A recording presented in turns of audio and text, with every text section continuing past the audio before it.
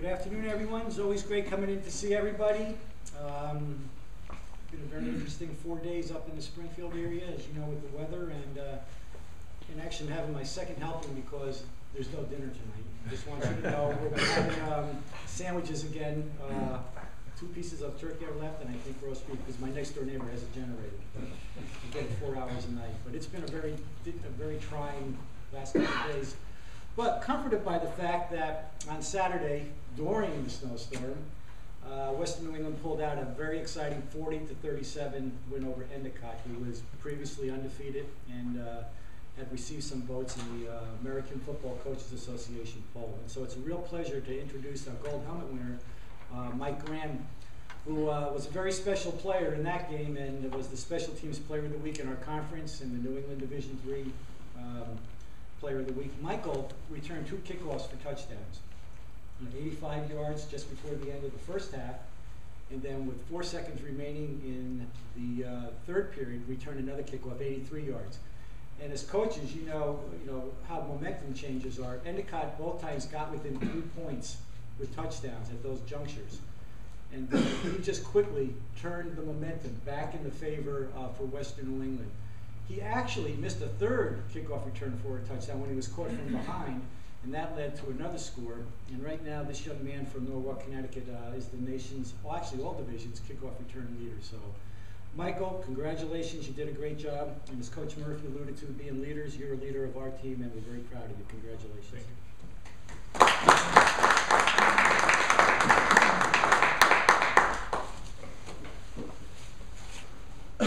Good afternoon, gentlemen.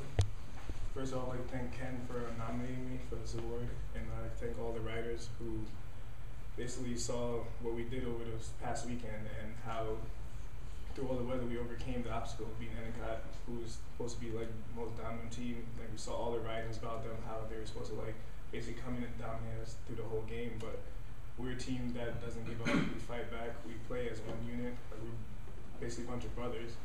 And like, before every big game, we have a team poet who writes like a poem, which happens to be me also. We basically write a poem about a game, like how we should fight as one, stay together, committed to each other, and basically know your role. If you're doing a certain thing, do it to your best ability. In that game, for some reason, the odds were in our favors.